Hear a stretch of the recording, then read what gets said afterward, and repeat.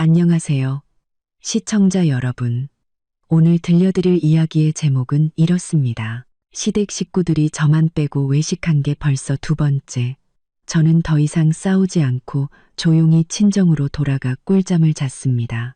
그런데 한밤중 시댁에서 미친 듯이 전화가 30통이나 걸려왔습니다. 벽시계의 초침 소리가 똑딱똑딱 이 작은 집의 공기처럼 차갑게 울려 퍼집니다. 밤 9시 밖에는 가을비가 추적추적 내리고 있었습니다.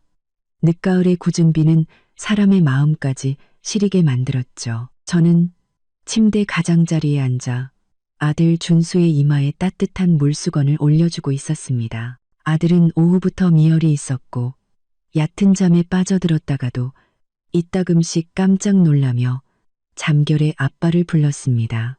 그럴 때마다 제 마음은 칼로 베이는 듯 아팠습니다.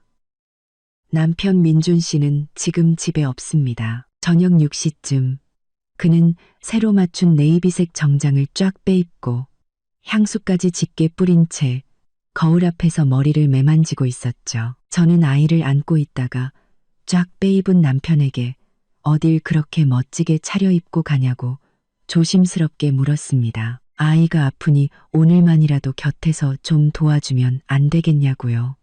민준 씨는 저를 돌아보았지만 시선은 어딘가 피하는 듯했고 목소리는 언제나처럼 까칠했습니다. 여자가 뭘 안다고 그래? 오늘 현우 형님이랑 중요한 손님 만나러 가야 해. 이 계약이 얼마나 큰 건지 알아? 우리 집 먹고 사는 게 여기에 달렸다고. 그는 집에 있는 아내와 자식은 애나 잘 보고 남편 일에 방해나 되지 말라고 덧붙였습니다. 말을 마친 그는 아이는 돌아보지도 않은 채 구두를 신고 현관을 나섰습니다. 오토바이 시동 거는 소리가 요란하게 울리더니 이내 멀어졌고 10평 남짓한 작은 집에는 저와 아들만 덩그러니 남았습니다. 이 집은 제가 결혼할 때 친정 부모님께서 마련해 주신 집이었습니다. 작은 골목 깊숙한 곳에 있었죠. 넓지는 않았지만 저는 내부에 최고급 가구들을 들여놓아 아늑하고 부족함 없이 꾸몄습니다. 하지만 시댁 식구들의 눈에 이 집은 그저 쥐구멍일 뿐이었고 가난하고 볼품없는 저희 친정의 증거일 뿐이었습니다. 한숨을 쉬며 휴대폰을 들었습니다. 남편에게 언제쯤 오냐고 문자를 보내려던 참이었습니다. 화면이 켜지자마자 인스타그램 알림이 눈에 들어왔습니다. 아주버님, 즉 민준 씨의 형인 민호 씨의 아내, 형님이 세계시물을 올린 것이었죠. 궁금해서 눌러보았습니다. 게시글의 첫 문장이 제 가슴에 비수처럼 꽂혔습니다. 우리 가문의 장손, 민재의 생일을 축하하며 우리 민재, 씩씩하게 자라서 할아버지, 할머니를 빛내주렴.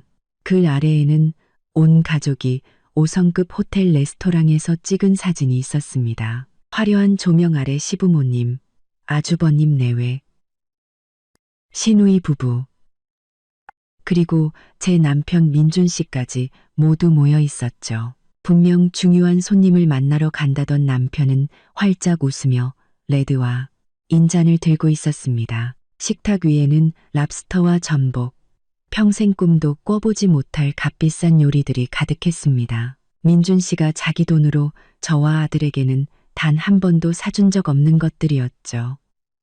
모두가 행복한 얼굴로 웃고 떠들고 있었습니다. 민호 씨의 아들 민재는 작은 턱시도를 입고 할아버지, 할머니의 사랑을 듬뿍 받으며 마치 어린 왕자처럼 서 있었습니다. 그런데 저와 제 아들 준수는요? 저는 식탁 위에 놓인 차갑게 식어버린 저녁을 내려다보았습니다. 시금치 나물과 짭짤하게 부친 두부 몇 조각이 전부였습니다. 눈물이 왈칵 쏟아졌습니다. 결국 그들에게 우리 모자는 완벽한 타인이었던 겁니다. 이렇게나 중요한 가족 행사에 저만 쏙 빼놓은 것이죠. 이유는 너무나도 뻔했습니다. 자리가 없어서도 아이가 짐이 돼서도 아니었습니다. 그들은 그저 허름한 골목 안집에 사는 가난뱅이 며느리가 이런 고급스러운 장소에 나타나 자신들의 체면을 깎는 것을 원치 않았던 겁니다. 지난 추석, 온 가족이 모인 자리에서 시어머니 박 여사님이 쩌렁쩌렁 외치던 말이 떠올랐습니다. 너 같은 시골 촌것.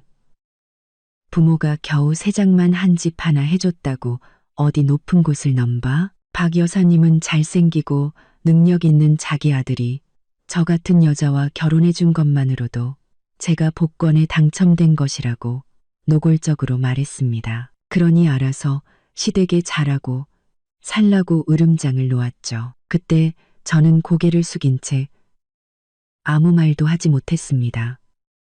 친정 부모님께서는 시집살이는 참고 인내해야 집안이 평화롭다고 가르치셨으니까요. 하지만 저의 인내는 그들을 더욱 기고만장하게 만들고 저에 대한 경멸만 키울 뿐이었습니다. 손에 든 휴대폰이 세차게 울렸습니다. 민준 씨의 문자였습니다. 아이는 괜찮냐는 한마디를 기대하며 열어보았지만 역시나였습니다. 준수 좀 괜찮아? 나 지금 중요한 분들이랑 있으니까 방해하지 마. 늦게 들어갈 거니까 기다리지 말고. 자, 저는 다시 인스타그램 사진을 보았습니다. 민준 씨는 어머니에게 음식을 집어주고 있었습니다. 그 아첨하는 듯한 미소는 너무나 낯설었습니다. 결혼 후 3년간 저는 남편에게 단돈 10원 한 장 요구한 적이 없었습니다. 남편의 월급은 전부 시어머니가 관리하셨고 생활비는 제 개인 저축과 부업으로 버는 푼돈으로 해결했습니다. 저는 좋은 아내, 착한 며느리가 되기 위해 최선을 다해 가정을 꾸려왔습니다. 하지만 돌아온 것은 이 뻔뻔한 거짓말뿐이었습니다. 아들 준수가 뒤척였습니다. 아이의 몸이 불덩이 같았습니다. 저는 서둘러 해열제를 가져와 아이에게 먹였습니다. 열에 달아 빨개진 아이의 순수한 얼굴을 보니 마음이 찢어질 듯 아프면서도 동시에 전에 없던 분노가 치밀어 올랐습니다. 왜 제 아들은, 그들의 친손자는 여기서 이렇게 고통받아야 하는 걸까요? 그들이 의미 없는 축배를 들며 호의호식하는 동안에요. 왜 제가 이 모욕을 계속 참아야만 하는 걸까요? 지난 3년간 제가 제 진짜 신분을 숨기고 검소하게 살아온 것은 누구를 시험하기 위해서가 아니었습니다. 저는 과거의 민준 씨를 소중히 여겼기 때문입니다. 배고플 때라면 반쪽을 나눠주던 남자. 제가 아플 때 오케이미를 업고 걸어가 주던 그 남자를요. 저는 제가 진심으로 노력하면 그가 영원히 좋은 남편으로 남아줄 거라 순진하게 믿었습니다. 하지만 제가 틀렸습니다. 저의 관용과 인내는 이 가족의 탐욕과 배은망덕함만 키웠을 뿐입니다. 저는 자리에서 일어나 창가로 다가갔습니다. 창밖은 온통 하얀 빗줄기로 가득했습니다. 오늘 밤 비는 차가웠지만 제 마음은 이미 오래전에 식어버렸습니다. 창밖 사람의 인내심에도 한계가 있는 법이죠. 그 한계가 무너지고 나면 남는 것은 단호한 결심뿐입니다. 저는 더 이상 제 아들이 이런 냉대와 차별 속에서 단 하루도 더 자라게 둘 수 없었습니다. 이제 그들이 받아 마땅한 것을 돌려줄 때가 온 것입니다. 저는 다시 침대로 돌아가 준수를 바라보았습니다. 아이는 열이 조금 내렸는지 한결 깊은 잠에 빠져 있었습니다. 길고 예쁜 속눈썹에는 눈물방울이 맺혀 있었습니다. 저는 아이의 이마에 가만히 입을 맞추며 속으로 사과했습니다. 미안하다, 아가. 엄마가 아빠를 잘못 골랐어. 미안하다. 지난 3년간 너를 힘들게 해서. 저는 다시 휴대폰을 들었지만 이번에는 민준 씨에게 문자를 보내기 위함이 아니었습니다. 주소록을 넘기다 한 이름 앞에서 멈췄습니다. 마음이 약해져 포기할까봐 지난 3년간 감히 전화하지 못했던 이름이었습니다. 바로 오빠였습니다. 떨리는 손가락으로 통화 버튼을 눌렀습니다. 첫 번째 신호음이 울리자 심장이 쿵쾅거렸습니다. 두 번째 신호음과 함께 오빠가 늘 좋아하던 웅장한 교향곡의 통화 연결음이 들려왔습니다. 이윽고 위험 있으면서도 걱정이 가득한 낮고 따뜻한 목소리가 수화기 너머에서 들려왔습니다. 바로 제 친오빠, 국내 최대 부동산 그룹 천우그룹의 회장 김현우였습니다. 제게에서는 호랑이로 불리는 남자였지만 여동생에게는 한없이 다정한 사람이었죠. 오빠는 무슨 일이냐며 왜 이렇게 늦게 전화했냐고 물었습니다. 오빠의 목소리를 듣자 그동안 억눌러왔던 모든 서러움이 한꺼번에 터져나왔습니다. 흐느낌을 참으려 했지만 눈물은 멈추지 않았습니다. 저는 갈라지는 목소리로 오빠 하고 불렀습니다. 수화기 저편은 잠시 침묵이 흘렀고 이내 오빠의 목소리가 다급하고 차갑게 변했습니다. 너 우는 거니? 그 자식이 너한테 무슨 짓 했어? 아니면 시댁에서 또 괴롭혔어? 당장 말해. 저는 심호흡을 하며 간신히 평정을 되찾으려 애썼습니다. 그리고 오빠에게 말했습니다. 오빠, 나 졌어. 이 시험 더는 계속 못하겠어. 부모님 말씀이 맞았어. 사람 속은 모르는 거라고. 사람 속은 모르는 거라고. 사람 속은 모르는 거라고. 사람 속은 모르는 거라고. 정말 집에 가고 싶어. 현우 오빠는 한숨을 내쉬었습니다. 그의 목소리는 안타까움으로 가득 차 있었습니다. 내가 그럴 줄 알았다. 고집 부리더니 옥이야, 금이야, 자란 내 동생이 그 코딱지만 한 집에서 사는 것만으로도 속상해 죽겠는데 그 가짜는 인간들 눈치까지 보고 살아야 했으니 오빠는 오늘 밤 그들이 저에게 무슨 짓을 했냐고 물었습니다. 저는 준수가 아픈 일, 민준 씨가 손님 접대를 핑계로 우리 모자만 빼고 온 가족이 5성급 호텔에서 장손 생일 파티를 한 일을 간략하게 설명했습니다. 담담한 목소리로 말하려 했지만 한마디 한마디가 오빠의 심장을 찌르는 칼날 같았을 겁니다. 이야기를 다 듣고 난 오빠는 한동안 말이 없었습니다. 폭풍전야의 무서운 침묵이었습니다. 저는 오빠의 성격을 잘 압니다. 화가 날수록 말이 없어지는 사람이죠. 이윽고 오빠는 제가 잘못한 것이 없음에도 불구하고 소름이 돋을 정도로 차가운 목소리로 입을 열었습니다. 중요한 개인 물품이랑 너랑 준수 신분증만 챙겨. 나머지는 다 버려. 그런 쓰레기들 우리 집에 가져올 필요 없어. 저는 걱정스러운 마음에 오빠에게 뭘 하려는 거냐고 물었습니다. 현우 오빠는 단호하게 대답했습니다. 지금 바로 데리러 갈게. 너 고생할 만큼 했어. 지금 이 순간부터 내 동생 김서연을 울리는 놈은 이 세상에 태어난 걸 후회하게 만들어주겠어. 오빠는 15분 안에 도착하겠다고 했습니다. 저는 망설이며 말했습니다. 오빠, 우리 집 골목이 너무 좁아서 차가 들어오기 힘들 텐데. 오빠는 제 말을 잘랐습니다. 걱정하지 마.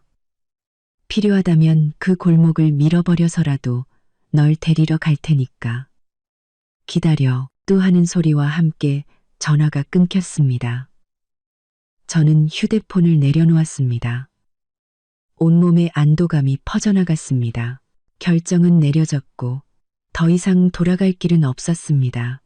저는 일어나 옷장 위에서 작은 여행 가방을 꺼냈습니다. 가방에는 준수의 옷 몇 벌과 출생신고서, 등본 같은 중요한 서류들만 챙겨 넣었습니다. 지난 3년간 쥐꼬리만 한 월급으로 샀던 옷가지들, 아끼고 아껴 장만했던 살림살이들은 모두 남겨두었습니다.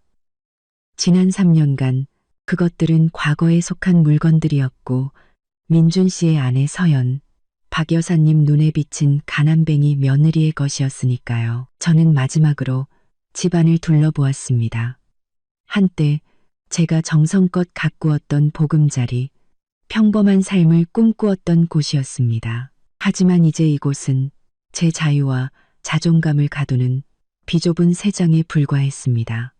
화장대 위에서 저는 얇은 14K 결혼 반지를 뺐습니다. 이 반지는 예전에 민준 씨가 금은방 주인과 한 푼 두 푼 흥정하며 비싸다고 투덜대면서 사준 것이었습니다.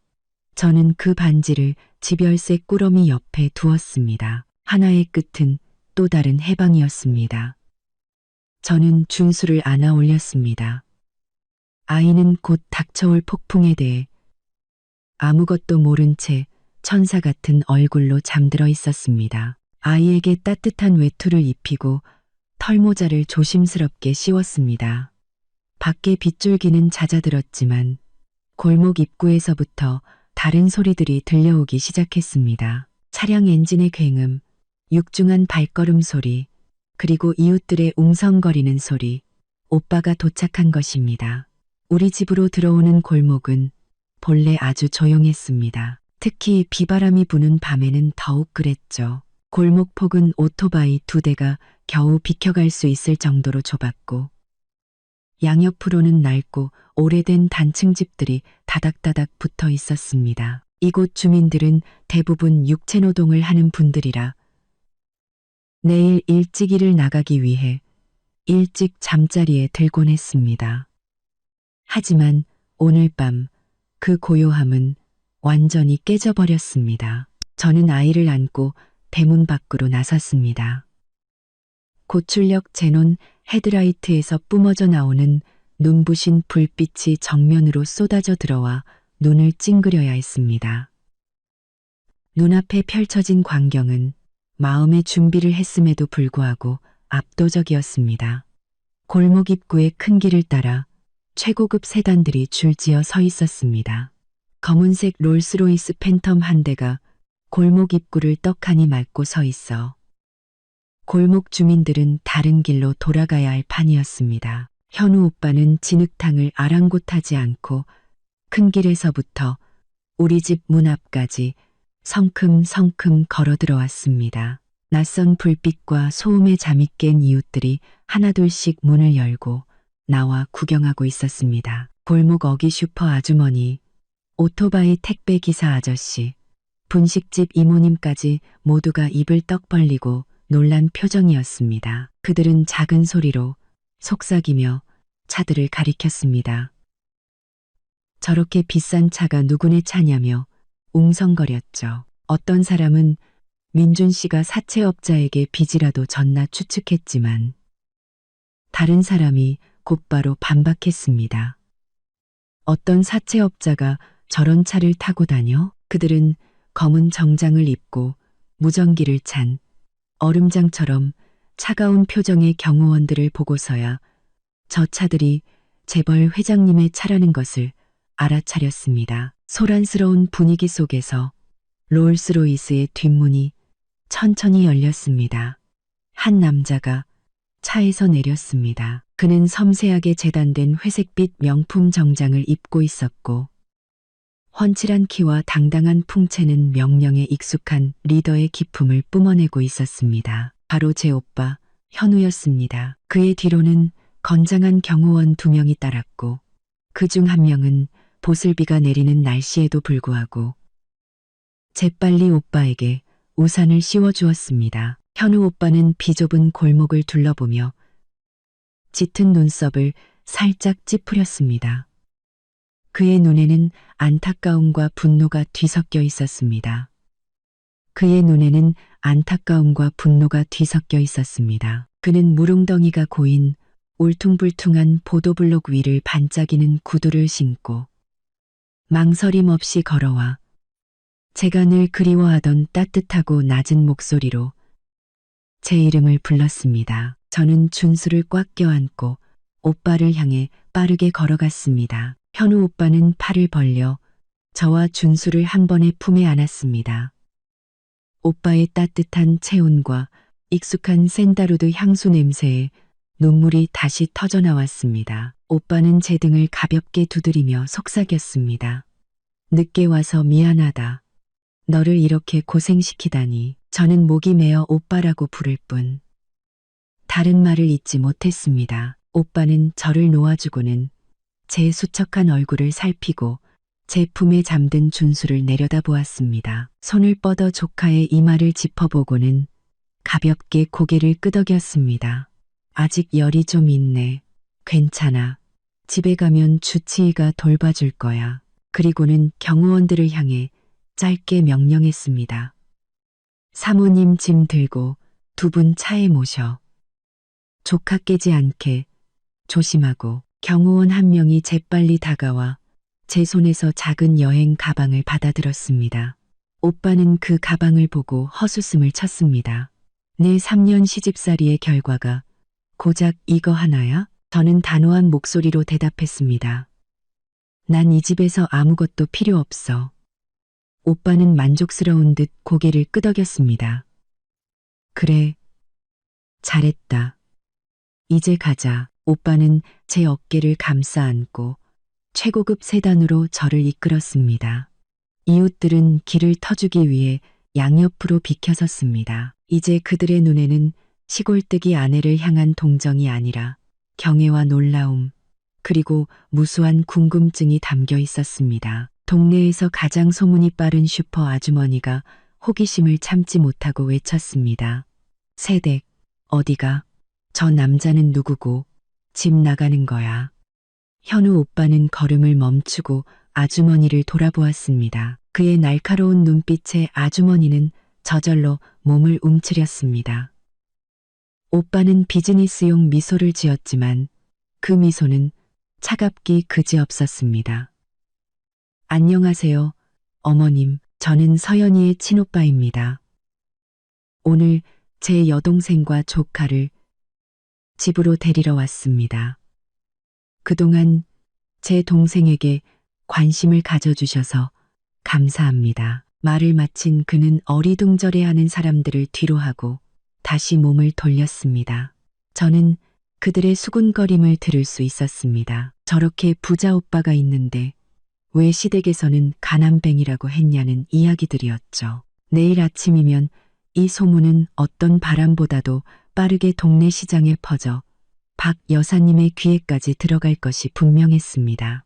경호원이 차 문을 열어주었습니다. 저는 몸을 숙여 부드러운 가죽 시트와 고급스러운 향기로 가득한 차 안으로 들어섰습니다.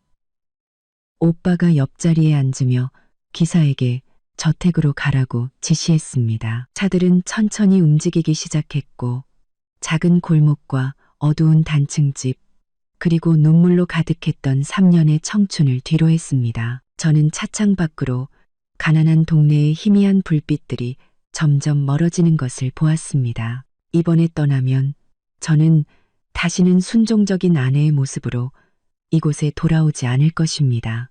마치 구름 위를 떠다니는 듯 조용한 차 안에서 저는 제가 속한 진짜 세계로 돌아온 듯한 기분이었습니다. 준수는 여전히 제 품에서 곤히 잠들어 있었습니다. 아이의 고른 숨소리만이 지금 제 마음을 달래주는 유일한 소리였습니다.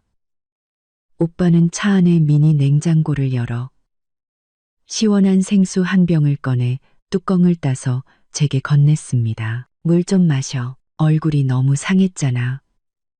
눈밑도 퀭하고. 그 자식이 너한테 아주 못되게 굴었구나. 저는 물병을 받아들고 고개를 저으며 씁쓸하게 웃었습니다. 때리거나 심한 욕을 하진 않았어. 하지만 냉대와 무시, 은근한 비교와 무시하는 말들이 매질보다 더 아팠어. 그들은 제가 복권 당첨된 거라고 생각했으니까요. 오빠는 주먹을 꽉 쥐었고 손등에 힘줄이 돋아났습니다. 멍청한 것들. 눈뜬장님이나 다름없지. 우리 그룹 덕에 겨우 먹고 사는 주제에 감히 천우그룹 회장 동생을 가르치려 들어? 그 복권이라는 게 찢어져 버리면 그때도 그렇게 잘난 척할 수 있을지 어디 한번 보자. 저는 걱정스럽게 오빠를 보며 물었습니다. 오빠, 그 사람들한테 뭘 하려는 거야? 그래도 민준 씨는 준수 아빠인데. 오빠는 저를 돌아보며 엄한 눈빛으로 말했습니다. 걱정하지 마. 조폭처럼 굴진 않을 거야. 난 사업가니까 사업가의 방식으로 처리할 거다. 감히 김씨 집안 사람을 건드린 대가가 어떤 건지 똑똑히 보여줄 거야. 너 마음 약해지지 마. 악인에게 베푸는 자비는 스스로에게 잔인한 짓이야. 저는 조용히 고개를 끄덕였습니다. 오빠 말이 맞았습니다.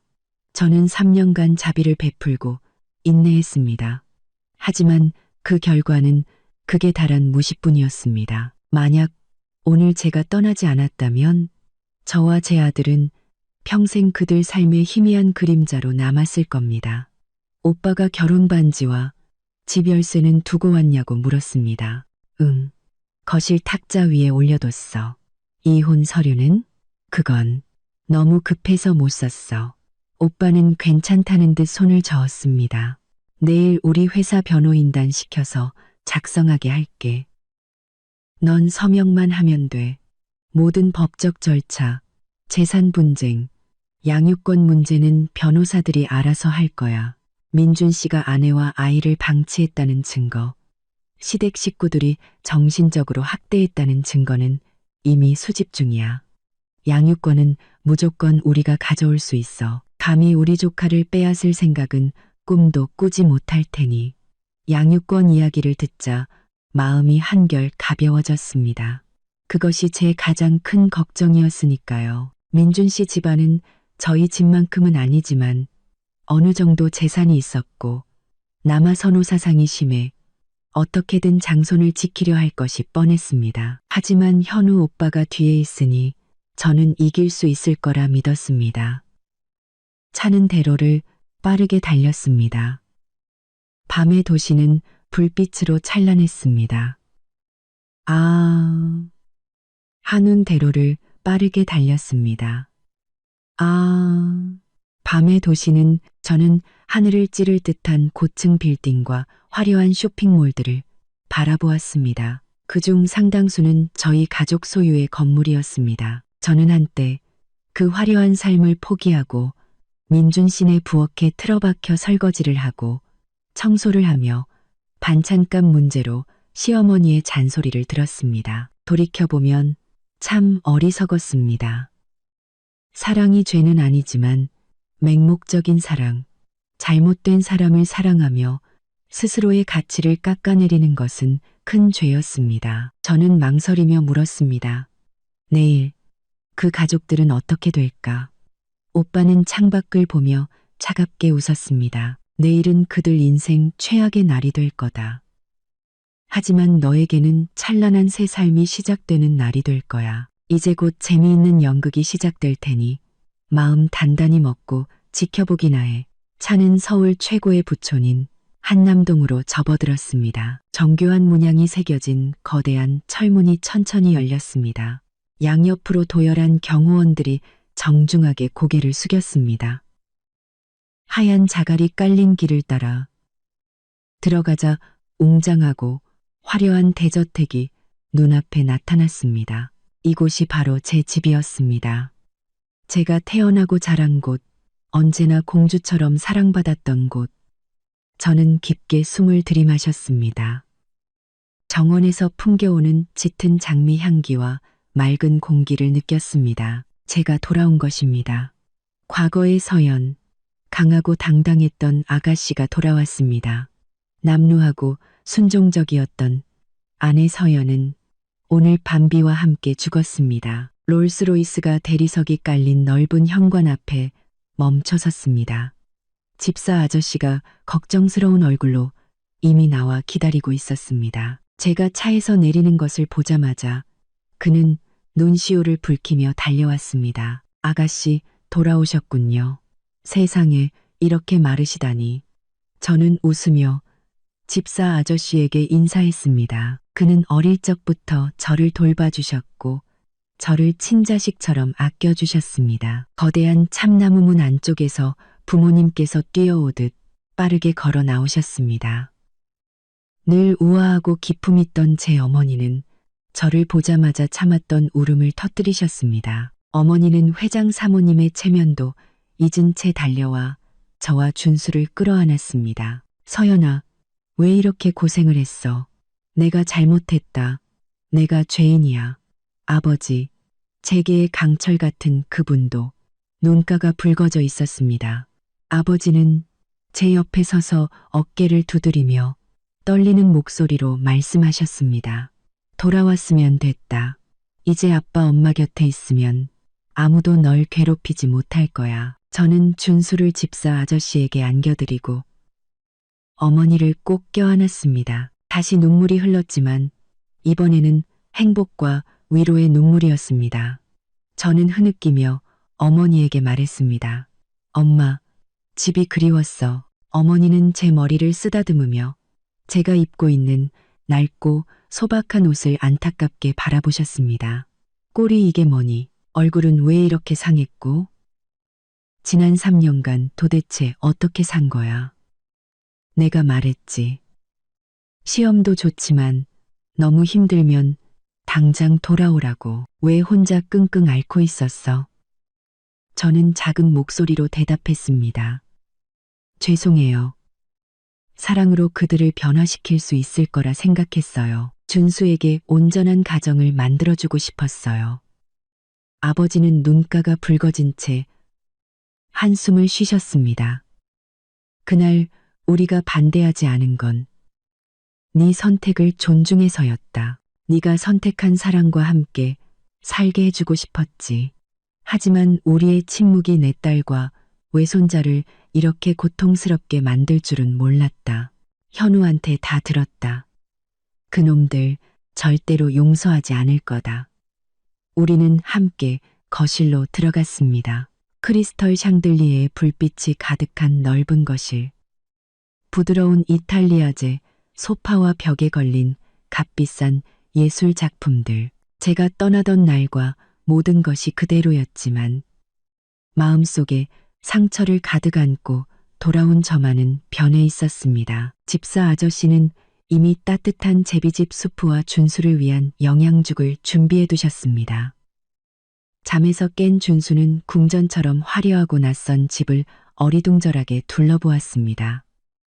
집사 아저씨는 이미 따뜻한 제비집 수프와 준수를 위한 아이는 눈을 비비며 낯선 외할아버지와 외할머니를 바라보았습니다. 저는 아이를 달래며 말했습니다. 준수야, 외할아버지, 외할머니께 인사드려야지. 준수는 어눌한 발음으로 하부지, 한미라고 불렀습니다. 어머니는 달려와 손자를 끌어안고 얼굴 곳곳에 입을 맞췄습니다. 아이고, 내 강아지. 어쩜 이렇게 엄마를 쏙 빼닮았을까. 가엾은 것, 아픈데 제대로 된 병원도 못 가고.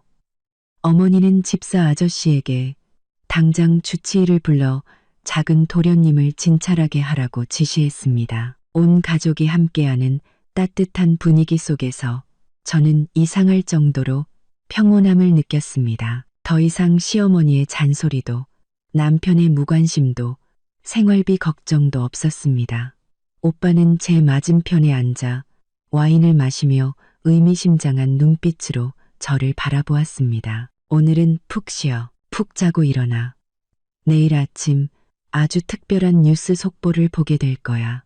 어설픈 지식인 가족의 몰락에 대한 뉴스지. 저는 오빠를 그리고 부모님을 바라보았습니다. 모두 동의의 뜻으로 고개를 끄덕였습니다. 복수의 톱니바퀴가 움직이기 시작했음을 알 수 있었습니다. 저는 손 하나 까딱할 필요 없이 그저 앉아서 그들이 배신에 대한 대가를 치르는 것을 지켜보기만 하면 되는 것이었습니다. 한편 도시의 반대편에서는 민준 씨 가족이 파티를 마치고 있을 테죠. 그들은 자신들 인생 최대의 폭풍이 이미 문 앞까지 닥쳐왔다는 사실도 모른 채 허황된 기쁨에 취해 있었습니다. 밤 11시 7인승 택시가 우리 집 앞에 멈춰 섰습니다. 차 문이 열리자 짙은 술 냄새와 함께 시끄러운 웃음소리가 골목의 정적을 깼습니다. 민준 씨가 술에 취해 붉어진 얼굴로 가장 먼저 내렸습니다. 그는 비틀거리며 어머니를 부축해 차에서 내리게 했습니다. 박 여사님은 오늘 벨벳 소재의 와인색 원피스를 입고 엄지손가락만 한 가짜. 진주 목걸이를 걸친 채 만족스러운 표정이었습니다. 뒤이어 아주버님 민호 씨 내외와 아들 민재, 그리고 시누이까지 온 가족이 거나하게 취해 있었습니다. 박 여사님은 배를 두드리며 걸으면서 말했습니다. 이야, 역시 5성급 호텔 음식은 다르네. 달라. 그 전복 스테이크는 입에서 살살 녹더라. 민호야, 다음에 또 한 번 데려가죠. 민호 씨는 이쑤시개로 이를 쑤시며 연신 고개를 끄덕였습니다. 그럼요, 어머니, 별거 아닙니다. 곧 천우그룹 하청 계약만 따내면 돈 쓸 걱정 없어요. 그때는 한 달 내내 모시고 갈 수도 있습니다. 그 말을 들은 민준 씨도 형에게 아첨하며 끼어들었습니다.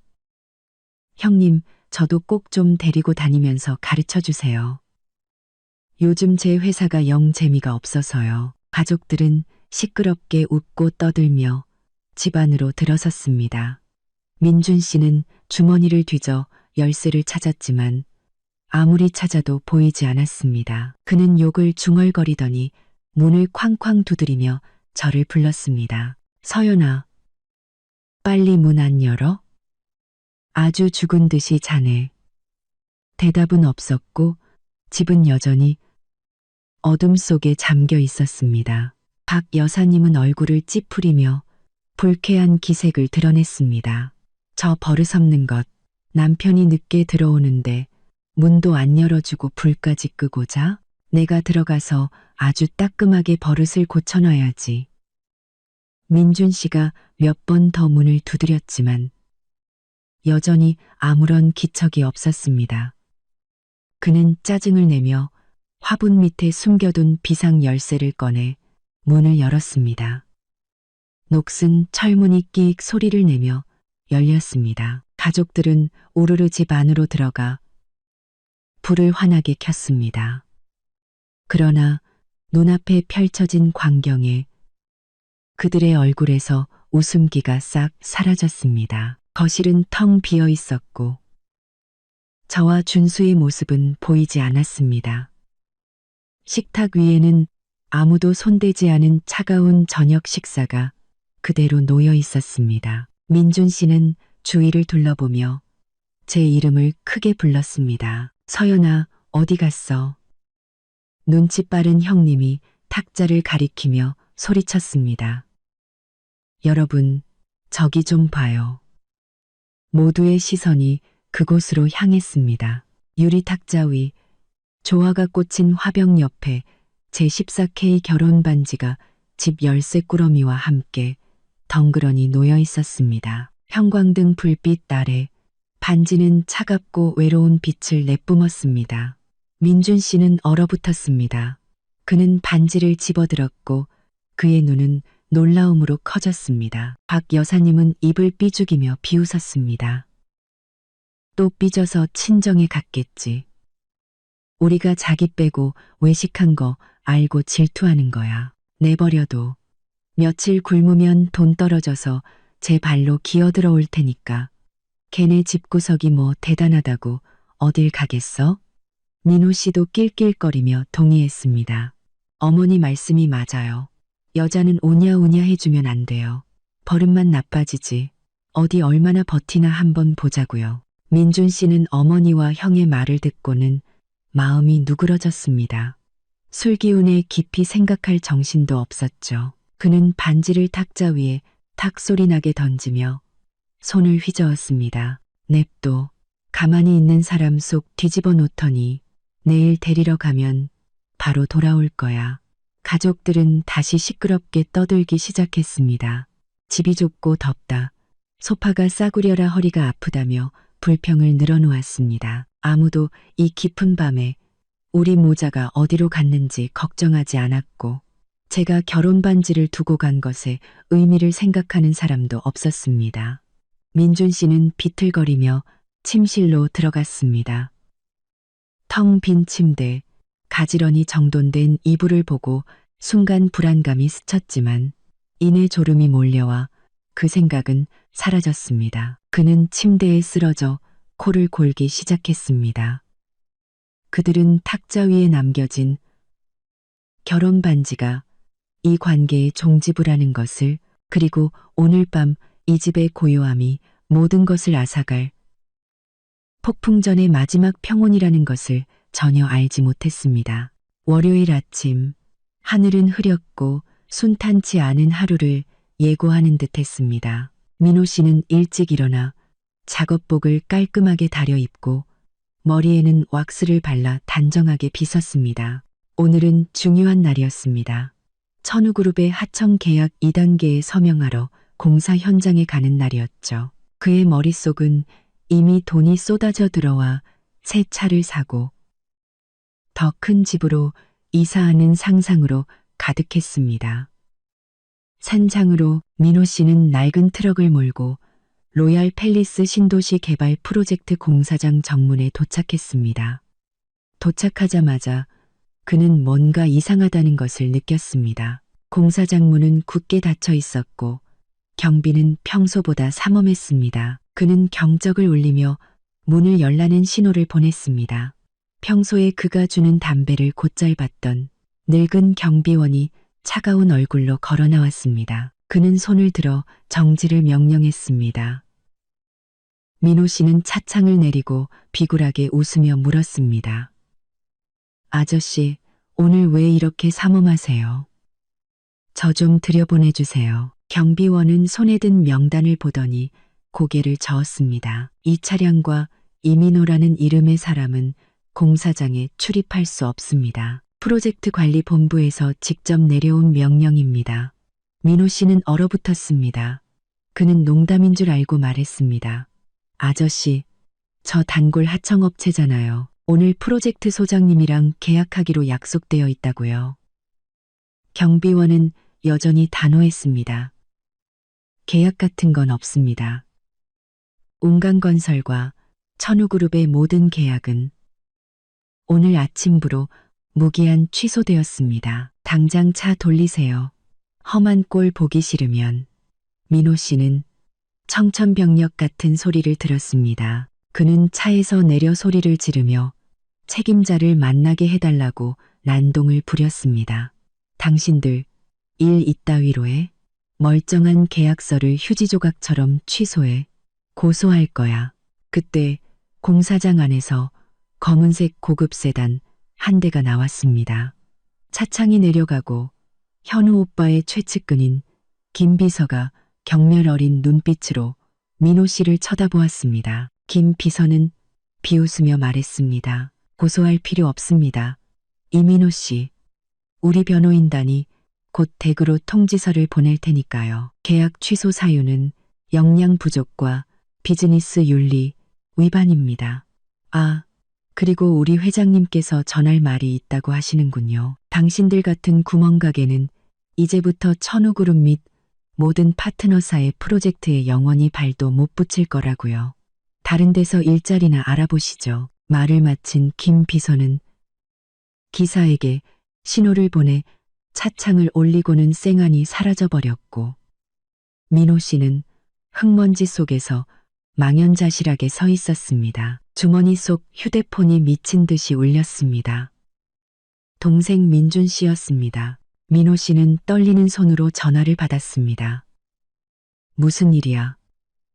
수화기 너머로 민준 씨의 겁에 질린 목소리가 들려왔습니다. 형, 큰일 났어. 은행에서 회사 계좌를 동결했다고 통보가 왔어. 보증을 섰던 곳에서 보증을 철회했고 당장 기계대출금을 전액 상환하지 않으면 강제 집행에 들어온대.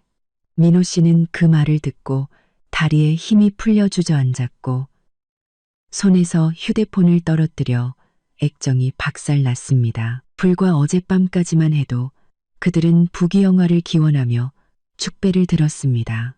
그런데 하룻밤 사이에 모든 것이 쓰나미 앞에 모래성처럼 무너져 내렸습니다. 그는 김 비서가 전한 말을 떠올렸습니다. 천우그룹 회장님께서 왜 그렇게 거대한 그룹의 회장이 자기들 같은 작은 회사에 신경을 쓰는 걸까? 뭔가 이상했습니다. 정체 모를 공포가 그의 등골을 서늘하게 했습니다. 같은 시각 박 여사님의 철물점.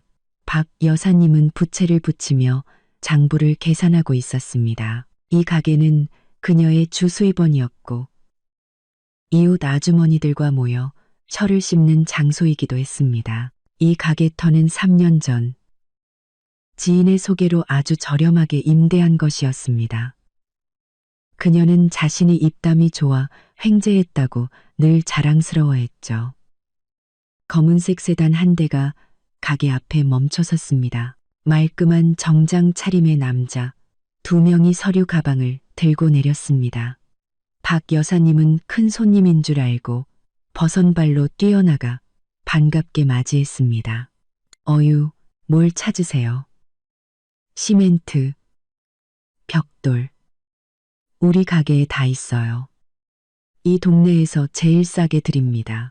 남자 중 한 명이 안경을 고쳤으며 서류 뭉치를 꺼내 책상 위에 올려놓았습니다. 저는 이 상가 건물의 소유주를 대리하는 변호사입니다.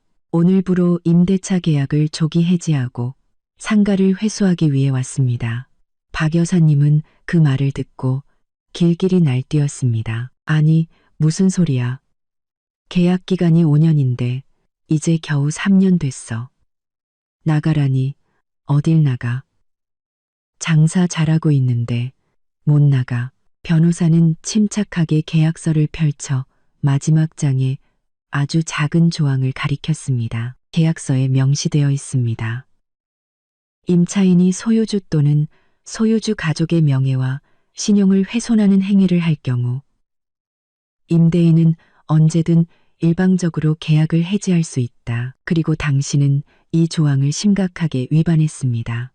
박 여사님은 눈을 동그랗게 떴습니다. 내가 뭘 어쨌다고 명예를 훼손해?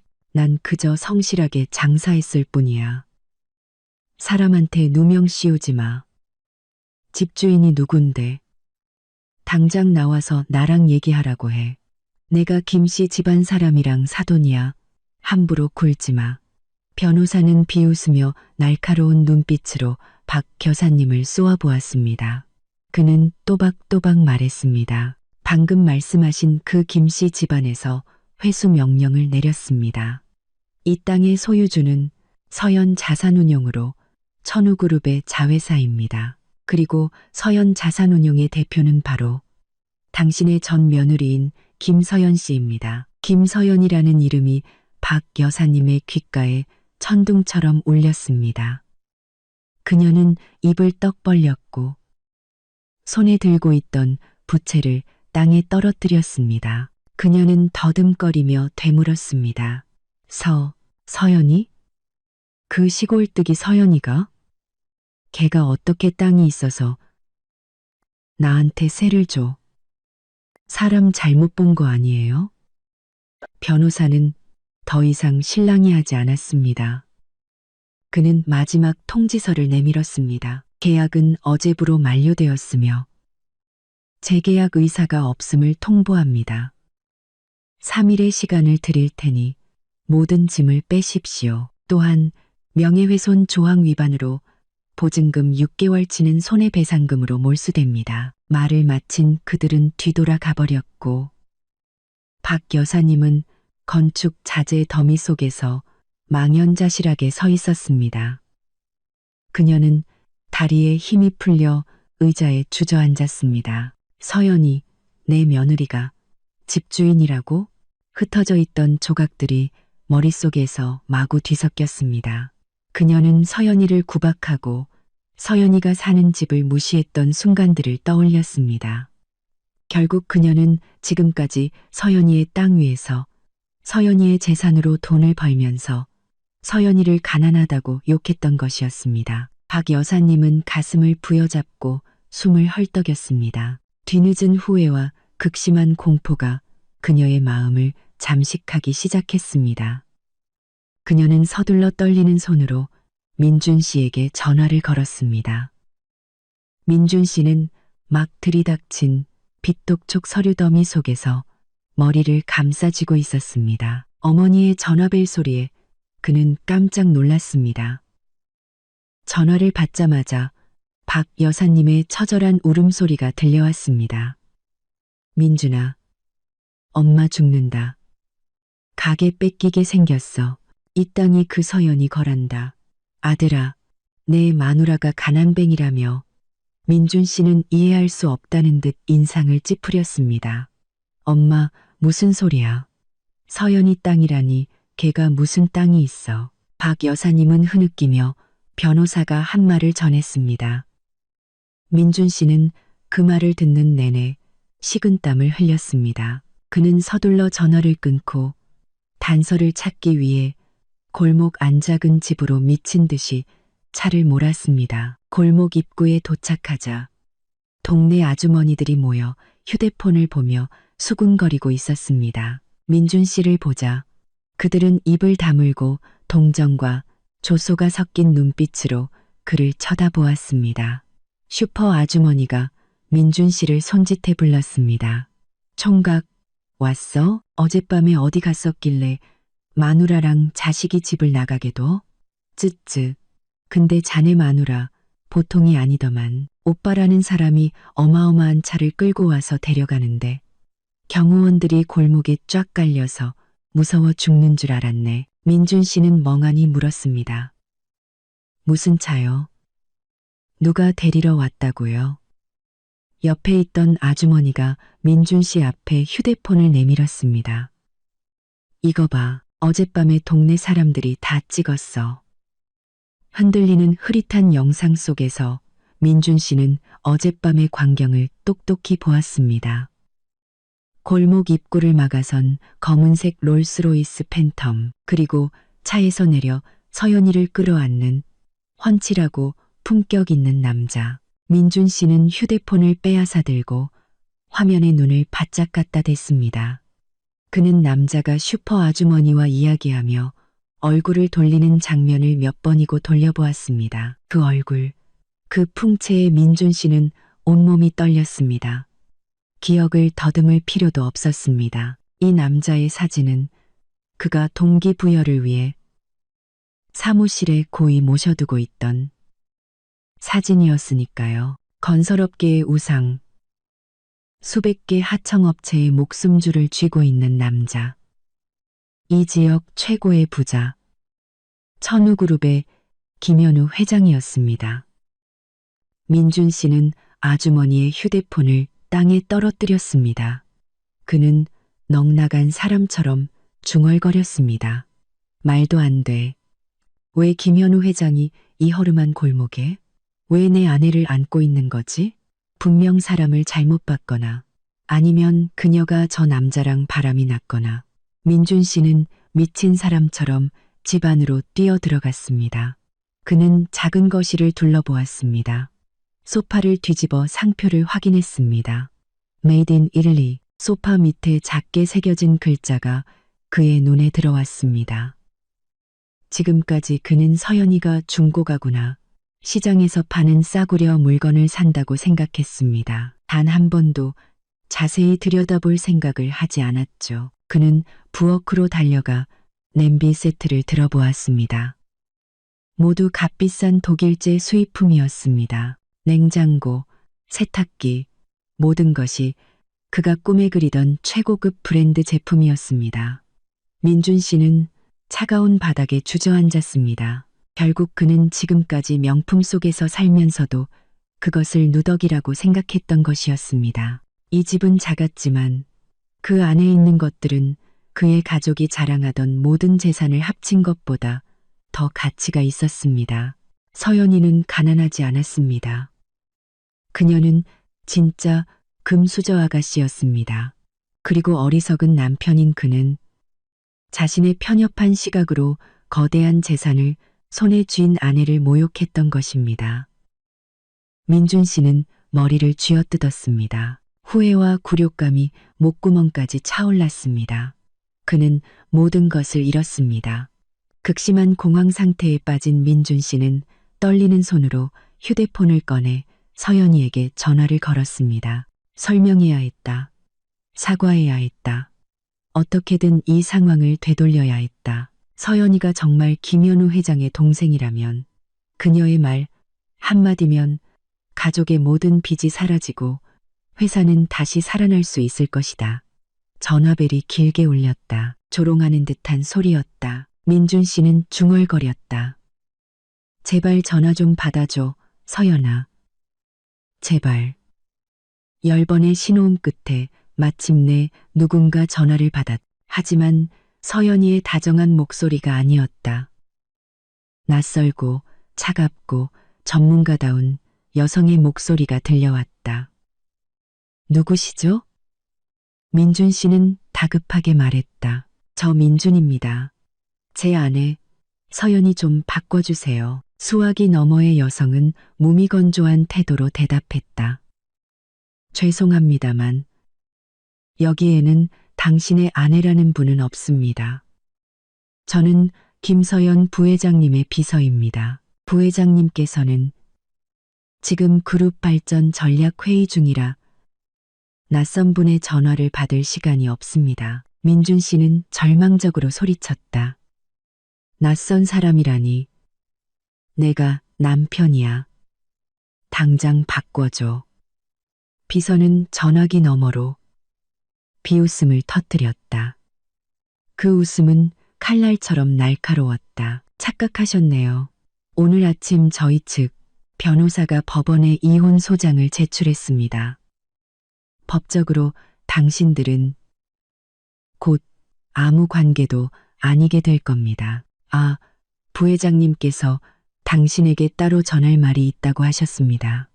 민준 씨는 희미한 희망을 품고 숨을 죽였다. 비서는 또박또박 말을 이었다. 그 골목 간집은 사람의 속을 시험해 보기 위해 부모님께서 주신 것이었다고 합니다. 이제 그 속을 확실히 알았으니 그 집은 당신 가족에게 선물로 주겠다고 하셨습니다. 당신들의 어리석음과 탐욕을 기념하는 선물로요. 잘 간직하고 사세요. 곧 갈 곳도 없어질 테니까요. 그 말을 끝으로 전화는 뚝 끊겼다. 민준 씨는 수화기 너머에 무정한 신호음을 들으며 하늘이 무너지는 듯한 기분을 느꼈. 그는 힘없이 팔을 늘어뜨렸다. 부회장, 집을 선물로 주겠다. 갈 곳도 없어질 것. 그 말들은 그의 머리를 내리치는 망치 같았다. 바로 그때 민호 씨와 박 여사님도 허겁지겁 집으로 뛰어들어왔다. 두 사람 모두 핏기 없는 얼굴이었다.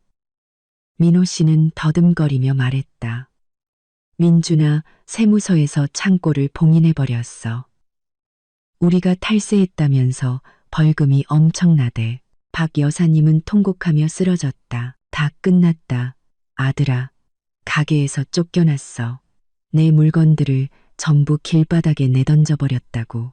민준 씨는 어머니와 형, 그리고 거울에 비친 자신의 모습을 보았다. 실패하고 나약하고 눈이 먼 남자.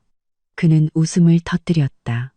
미친 사람처럼 일그러진 웃음이었다. 그는 운명의 장난에 그리고 사람을 무시한 대가가 너무나도 비싸다는 사실에 웃었다. 온 가족은 서연이의 사치품으로 가득 찬 작은 집에서 서로를 부둥켜 안고 완전한 몰락의 맛을 보기 시작했다. 하지만 이것은 시작에 불과했다. 회장 오빠의 분노는 아직 끝나지 않았다. 그 작은 단층 집은 무겁고 암울한 공기로 그 어느 때보다 비좁게 느껴졌다.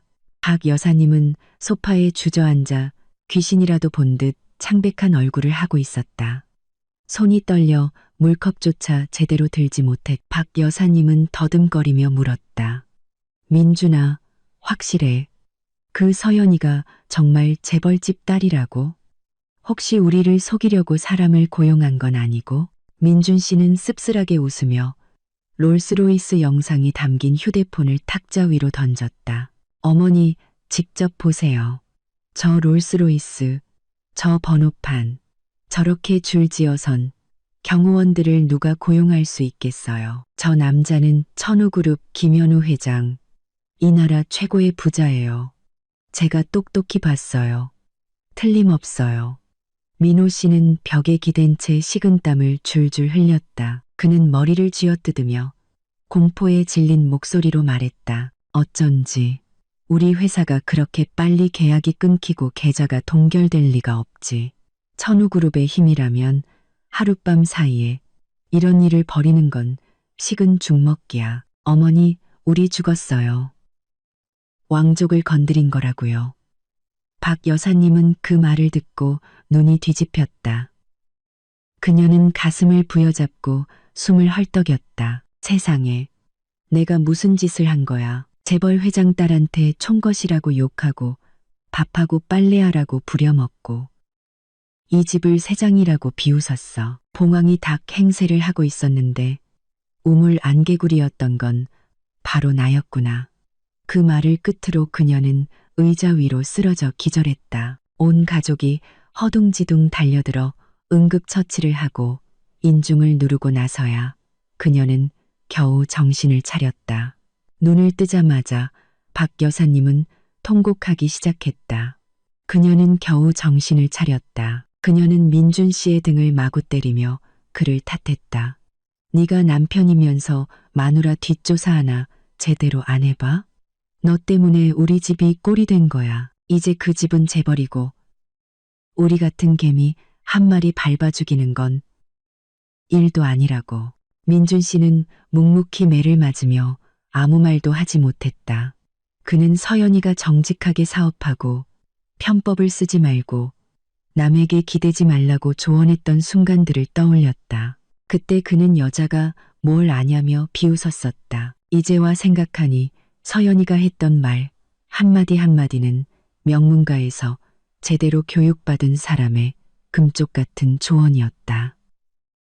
형님은 옆에 서서 핏기 없는 얼굴을 하고 있었다. 그녀는 시어머니를 따라 서연이의 험담을 하고 옷차림이 촌스럽다고 비웃었던 순간들을 떠올렸다. 회사가 파산하고 남편이 실직하고 빚더미에 앉을 것을 생각하니 두려움에 몸이 떨렸다. 민준 씨의 휴대폰이 다시 울렸다. 이번에는 은행에서 온 문자였다. 회사 대출금 상환을 위해 그의 개인 계좌가 동결되었다는 통보였다. 민준 씨는 힘없이 팔을 늘어뜨렸다. 그는 공황 상태에 빠진 가족들을 보며 마음이 찢어지는 듯했다. 서연이의 신분에 대한 진실은 기쁜 소식이 아니라 그들 가족의 미래에 내려진 사형 선고였다. 다음 날 아침 민준 씨와 민호 씨는 남은 옷 중에 가장 좋은 옷을 차려입고 낡은 오토바이를 타고 천우그룹 본사로 향했다. 트럭은 어제 오후 은행에 의해 압류되었다. 도시 중심부의 우뚝 솟은 천우타워는 하늘을 찌를 듯 높았고 반사 유리로 덮인 외벽은 햇빛 아래 반짝였다. 이곳은 김씨 가문의 부와 권력의 상징이었다. 민준 씨는 타워 꼭대기를 올려다보며 자신이 한낱 모래알처럼 느껴졌다. 두 형제는 조심스럽게 넓고 반짝이는 대리석 로비로 들어섰다. 안내 데스크에 도착하자마자 그들은 제지당했다. 아름답지만 날카로운 눈빛의 안내원이 초라한 두 남자를 쳐다보았다. 예약하셨습니까? 민준 씨는 우물쭈물하며 말했다. 저는 김서연 부회장님의 남편입니다. 그리만 우물쭈물하며 다 썼다. 닫다. 아름답지만 그리석카로운 눈빛의 안내원이 초라한 두 남자. 급한 집안일로 만나 뵈러 왔습니다. 연락 좀 부탁드립니다. 안내원은 부회장 남편이라는 말에 잠시 흠칫했지만 컴퓨터로 확인한 후 차갑게 고개를 저었다. 죄송합니다만 오늘 부회장님께서는 이민준이라는 분과 약속이 없습니다. 그리고 회장님 비서실에서 내려온 지시사항으로 이민준, 이민호 두 분은 이 건물에 절대 출입할 수 없습니다. 돌아가 주십시오. 민호 씨가 참지 못하고 끼어들었다. 아가씨, 제발요. 저희가 사과하러 왔다고 전화 한 통만 해주세요. 저희가 잘못했습니다. 제발 한 번만 만나게 해주세요. 안내원은 단호하게 고개를 젓고는 경비원에게 신호를 보냈다. 즉시 검은 제복을 입은 건장한 경비원 4명이 다가와 팔짱을 끼고 위협적인 인간벽을 만들었다. 민준 씨는 절망감에 수많은 사람이 오가는 로비 한가운데에 무릎을 꿇었다. 더 이상 체면을 차릴 여유가 없었다. 그는 소리쳤다. 서연아, 내가 잘못했어. 제발 내려와서 나 좀 만나줘. 우리 가족 좀 살려줘. 민호 씨도 동생이 무릎 꿇는 것을 보고 황급히 따라 무릎을 꿇었다. 한 집안의 가장이었던 두 남자는 이제 수백 명의 직원과 고객들 앞에서 비참하게 구경거리가 되어 있었다.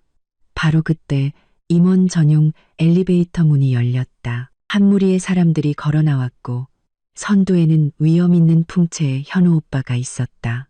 그의 옆에는 세련된 흰색 정장을 입은 서연이가 서 있었다. 그녀는 더 이상 집 안의 초라한 아내가 아닌 날카롭고 권위 있는 아름다움을 뿜어내고 있었다. 민준 씨는 아내를 보자 물에 빠진 사람이 지푸라기라도 잡는 심정이었다. 그는 달려가려 했지만 경비원에게 붙잡혔다.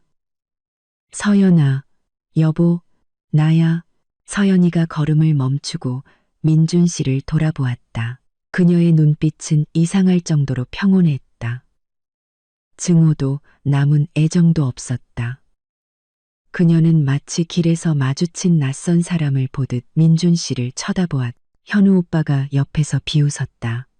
그는 경비원에게 잠시 손을 풀라고 신호를 보낸 뒤 무릎 꿇고 있는 두 형제에게 다가갔다. 현우 오빠는 위에서 경멸적인 눈빛으로 그들을 내려다보았다. 그는 차가운 목소리로 말했다. 여긴 어쩐 일이지? 내 동생 집이 작다고. 내 동생이 가난하다고 비웃던 자들이 아니었나?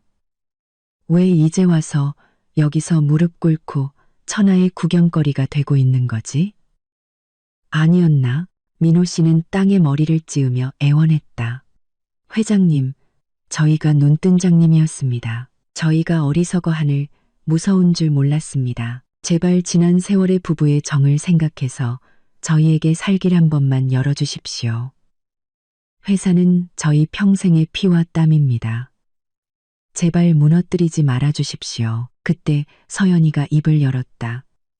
그녀의 목소리는 부드러웠지만 강철처럼 단단했다. 당신들의 피와 땀은 다른 사람의 선량함을 속이고 착취해서 쌓아 올린 것이겠죠. 당신들은 내 집이 작다고 비웃었지만 당신들의 인격은 그보다 100배는 더 작고 비좁아요.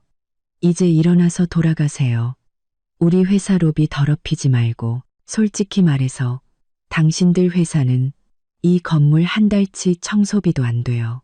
말을 마친 서연이는 뒤도 돌아보지 않고 그대로 걸어갔다. 현우 오빠는 경비원들에게 저들을 끌어내라고 명령했다. 두 형제는 회전문을 통해 질질 끌려 나와 뜨거운 햇볕이 내리쬐는 계단 아래로 내동댕이 쳐졌다. 민준 씨는 유리문 너머로 사라지는 아내의 뒷모습을 보며 부유한 삶으로 돌아갈 수 있는 문이 영원히 닫혔음을 깨달았다. 그룹 로비에서의 소동 이후 민준 씨 가족의 상황은 더욱 비참해졌다. 현우 오빠의 경고는 빈말이 아니었다. 그날 오후 지역건설 및 부동산 협회는 모든 회원사에 운강건설을 심각한 직업윤리 위반으로 블랙리스트에 올린다는 공문을 일제히 발송했다. 이는 크고 작은 어떤 발주처도 그들과 계약하지 않겠다는 의미였다. 막강한 천우그룹에 밉보이고 싶은 사람은 아무도 없었다. 예전의 외상으로 자재를 공급해주던 업체들은 이제 빚을 당장 갚으라며 매일같이 몰려왔다. 그들은 집 앞에서 현수막을 치고 빚을 갚으라고 시위했고 확성기로 밤낮 없이 민준 씨와 민호 씨의 이름을 외쳐댔다. 집안의 공기는 숨막힐 듯 무거웠고 전기와 수도는 요금 미납으로 끊겼다. 온 가족은 어둠 속에서 문 밖에서 들려오는 욕설을 들어야 했다. 박 여사님은 구석에 웅크리고 앉아 헝클어진 머리를 하고 있었다. 내 팔자야, 왜 이리 기구한고 여왕처럼 살다가 이제 쥐새끼처럼 숨어 지내야 하다니. 다 그 서연이 때문이야. 독한 것. 우리 집안을 죽이려고 작정했어. 민준 씨는 어머니의 말을 듣고 소리쳤다. 어머니, 제발 그만하세요. 이 지경이 됐는데도 남 탓이에요. 어머니가 욕심부리지 않고, 사람 무시하지 않고, 우리가 서연이한테 잘해줬으면 이런 일 없었어요. 서연이는 우리에게 수많은 기회를 줬어요. 우리가 제 밥그릇을 걷어찬 거라고요. 민호 씨도 동생에게 소리쳤다. 닥쳐. 넌 마누라 하나 제대로 못 다스려서 온 가족 머리 꼭대기에 올라앉게 만든 놈이야. 이제 와서 그 여자 편을 들어? 봐. 빚은 쌓이고 내일이면 은행에서 집도 뺏으러 올 거야. 우리 다 길바닥에 나앉게 생겼다고. 초인종이 요란하게 울렸다. 빚쟁이가 아니라 법원에서 온 사람이었다. 이혼 소송 관련 소환장을 전달하러 온 것이었다. 천인동이 법원에서 온 사람이었다. 감권 소송. 민준 씨는 종이를 손에 들고 원고, 김서연, 피고, 이민준이라는 글자를 보며 마음이 차갑게 식었다. 바로 그때 민호 씨의 휴대폰이 울렸다. 처가에 가 있던 그의 아내였다. 그녀는 전화기 너머로 소리쳤다. 당신 이혼 서류에 도장 찍어. 나 당신네 빚쟁이 집안이랑 더는 못 살아. 나 아들 데리고 친정으로 왔어. 당신 몸이나 잘 챙겨. 민호 씨는 휴대폰을 벽에 던져 박살냈다. 그는 주저앉아 어린아이처럼 통곡했다. 사업은 망했고 아내와 자식은 떠났고 집도 곧 잃게 될 것이다. 서연이 오빠의 징벌은 폭력을 사용하지 않았지만 어떤 매질보다도 더 끔찍하게 그들의 정신과 삶을 파괴했다. 그들은 과거에 다른 사람을 무시했던 모든 말과 행동에 대한 대가를 치르고 있었다. 인과응보는 누구도 피해갈 수 없었고 그것은 무서운 속도로 그들에게 다가오고 있었다. 한때 민준 씨 가족의 마지막 안식처였던 골목 안 작은 집은 이제 끝없는 말다툼의 전쟁터로 변했다. 가난과 빚이 닥치자 그들이 SNS에서 그토록 자랑하던 가족에는 비눗방울처럼 허무하게 사라졌다.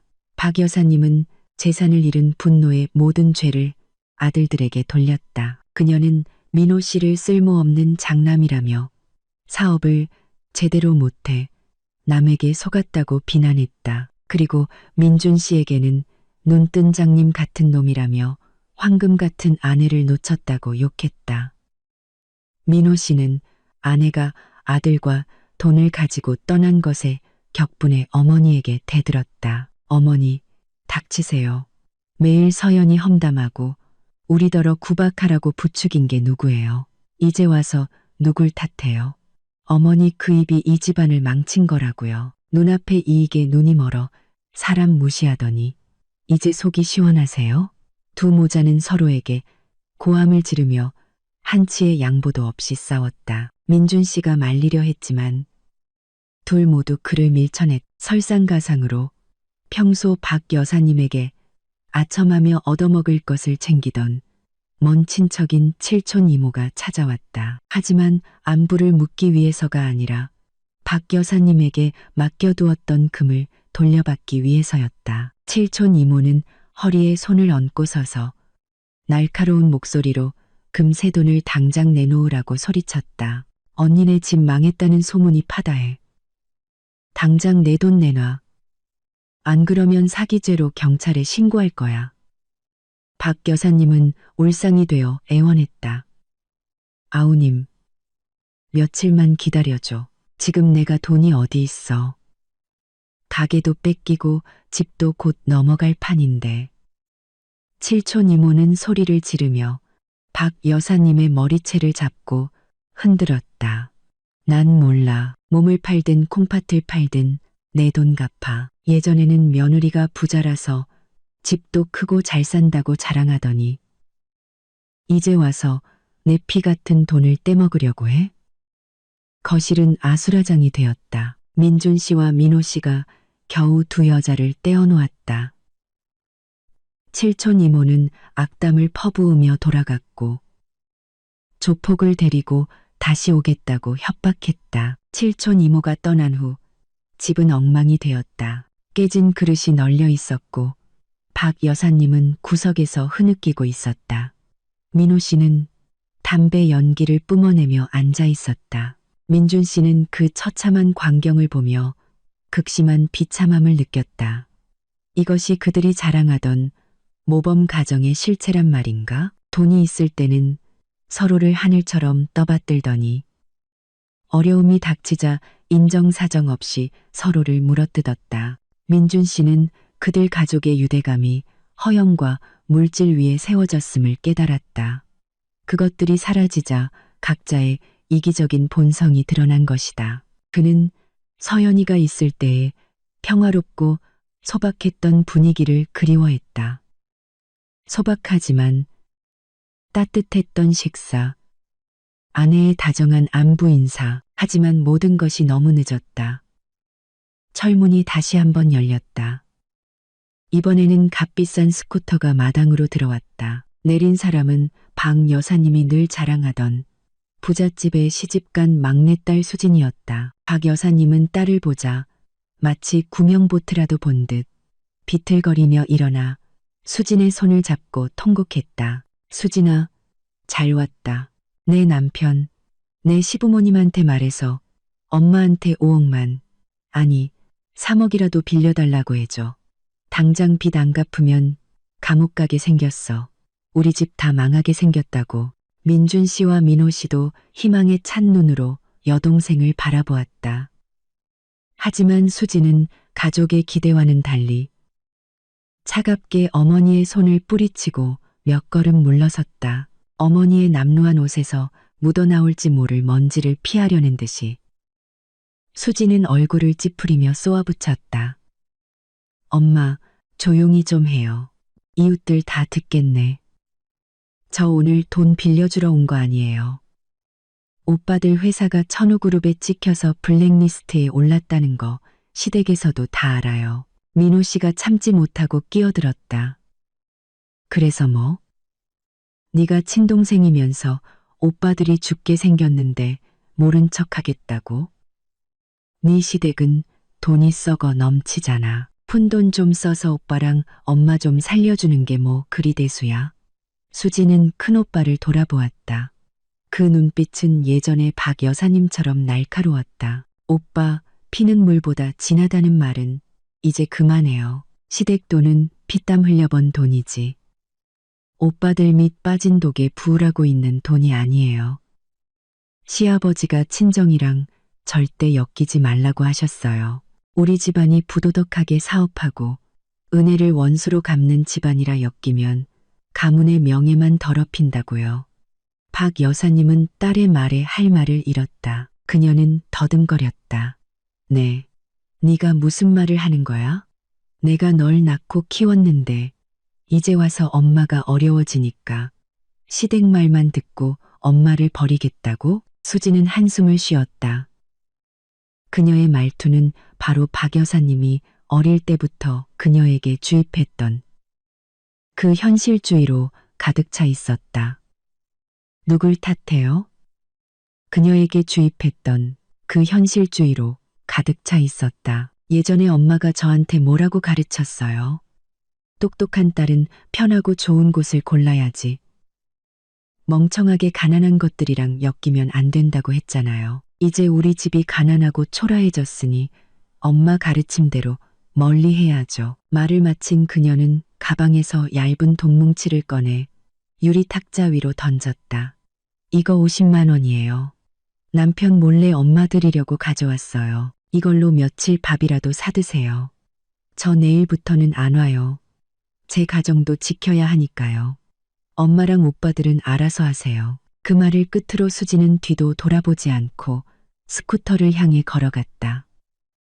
울부짖으며 자신의 이름을 부르는 늙은 어머니를 외면한 채 스쿠터 엔진 소리가 멀어지자 집 안에는 죽음보다 더 무서운 침묵이 흘렀다. 민준 씨는 탁자 위에 놓인 50만 원을 그리고 바닥에 주저앉은 박 여사님을 보았다. 그는 씁쓸하게 웃었다. 인과응보. 이것이 바로 인과응보였다. 정보다 돈을 중시하는 어머니의 교육 방식이 바로 이런 괴물 같은 자식들을 만들어낸 것이었다. 3일 후 민준 씨는 마지막 도박을 하기로 결심했다. 곧 압류될 이 집에서 앉아서 죽을 수는 없었다. 그는 서연이를 만나야 했다. 현우 오빠나 가족의 방해 없이 단둘이 이야기해야 했다. 그는 서연이가 아직 자신에게 조금이라도 감정이 남아있을 거라고 믿었다. 어쨌든 그들에게는 아들이 있었으니까. 민준 씨는 한남동의 저택 주소를 알아내 저녁에 오토바이 택시를 타고 그곳으로 갔다. 저택은 높은 담과 철저한 보안으로 둘러싸여 있었다. 민준 씨는 정문으로 들어갈 엄두를 내지 못하고 나무가 우거진 강변 쪽 담으로 몰래 돌아갔다. 그는 담을 넘었고 옷은 가시에 찢기고 손발은 극혀 피가 났다.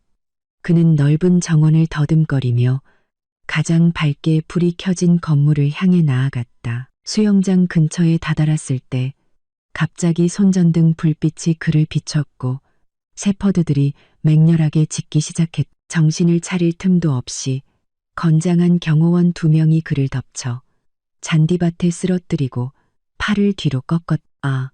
아파요. 놔주세요. 저 집주인 아는 사람이에요. 정원의 조명이 환하게 켜지고 현우 오빠와 서연이가 유리문에서 걸어 나왔다. 서연이는 고급 실크, 잠옷 위에 얇은 가운을 걸치고 와인잔을 든 채 침입자를 평온한 얼굴로 쳐다보고 있었다. 현우 오빠는 땅에 짓눌린 민준 씨를 보며 혀를 찼다. 간도 크군. 주거 침입이 몇 년형인 줄은 아나? 민준 씨는 서연이를 올려다보며 애절하게 애원했다. 서연아, 나 나쁜 뜻으로 온 거 아니야. 그냥 너 보고 싶어서 왔어. 우리 준수 좀 보고 싶어서. 제발 나랑 얘기할 기회 한 번만 줘. 서연이는 경호원들에게 민준 씨를 일으키되 팔은 계속 잡고 있으라고 신호를 보냈다. 그녀는 그에게 다가가 안전거리를 유지한 채 섰다. 그녀에게서 풍겨오는 은은한 장미 향기에 민준 씨의 마음이 흔들렸다. 서연이는 차가운 목소리로 말했다. 아들을 보고 싶다고? 지난 3년간 아이가 아플 때 당신은 어디 있었지? 손님 접대하러 술 마시러 다니면서 우리 모자를 내버려뒀잖아. 이제 모든 걸 잃으니까 아들이 있다는 게 생각났나? 당신의 부성애는 참 값싸네. 민준 씨는 고개를 숙였다. 눈물이 뚝뚝 떨어졌다. 그는 작은 목소리로 고백했다. 내가 잘못했어. 서연아, 정말 후회해. 날 때리든 욕하든 다 괜찮아. 제발 날 버리지만 마. 나 변할게. 처음부터 다시 시작할게. 내 말 다 들을게. 서연이는 고개를 저으며 옅은 미소를 지었. 너무 늦었어, 민준 씨. 엎질러진 물은 다시 담을 수 없어. 난 당신이 변하길 바랐지만 당신은 매일같이 그 희망을 죽였어. 당신은 내 집이 작다고 비웃었지. 이제 당신에게 어울리는 더 큰 집을 가진 여자를 찾아갈 자유를 줄게.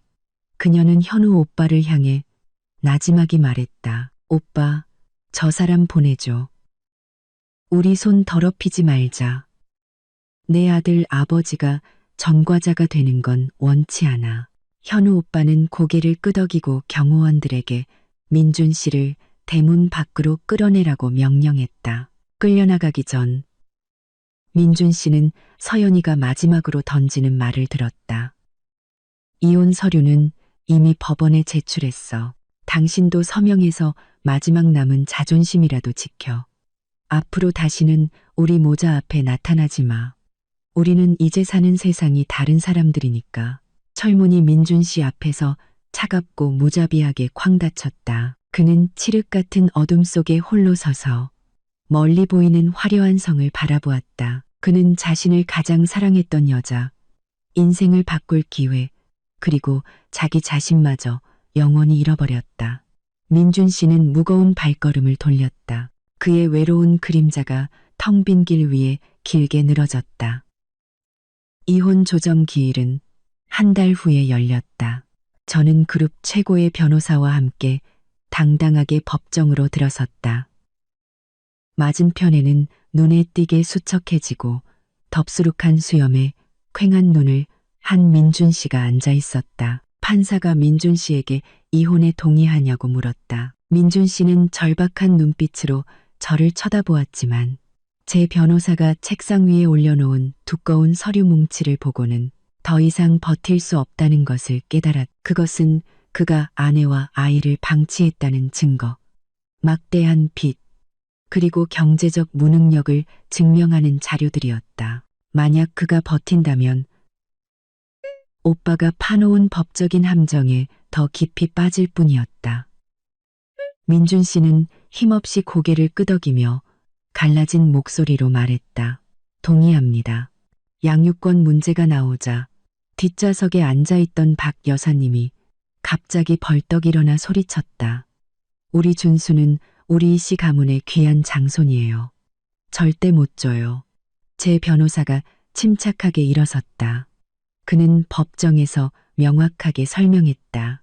현재 이민준 씨는 안정적인 직업도 거주지도 없으며 막대한 부채를 지고 있습니다. 반면 제 의뢰인인 김서연 씨는 아이의 성장에 필요한 최상의 경제적 능력과 환경을 갖추고 있습니다. 또한 지난 3년간 아이의 양육은 전적으로 김서연 씨가 도맡아 왔습니다. 판사는 의사봉을 두드렸고 최종 판결은 신속하게 내려졌다. 제가 준수의 완전한 양육권을 갖게 되었다. 민준 씨는 제 동의하에 아이의 생활에 지장을 주지 않는 선에서 면접 교섭권을 가질 수 있었다. 저는 법정에서 민준 씨에게 양육비를 한 푼도 받지 않겠다고 선언했다. 박 여사님은 판결을 듣고 그 자리에서 기절했고 사람들에게 부축되어 밖으로 실려나갔다. 민준 씨는 이혼 서류에 서명했다. 그의 손은 펜을 떨어뜨릴 정도로 떨렸다. 그의 서명은 마치 지금 그의 인생처럼 비뚤어져 있었고 그와 그의 가족이 쌓아 올린 계산적인 결혼 생활에 종지부를 찍었다. 법정을 나서자 눈부신 햇살이 저를 비췄다. 저는 자유로운 공기를 깊게 들이마셨다. 마침내 족쇄가 풀린 것이다. 저는 푸른 하늘을 올려다보며 어두웠던 지난 날들을 보상하기 위해 앞으로는 찬란한 인생을 살겠다고 다짐했다. 이혼 후 일주일, 은행은 공식적으로 민준 씨 가족의 집을 압류했다. 집행관들의 트럭이 문 앞에 멈춰섰다. 그들의 살림살이는 집 밖 보도블록 위로 내동댕이 쳐졌다.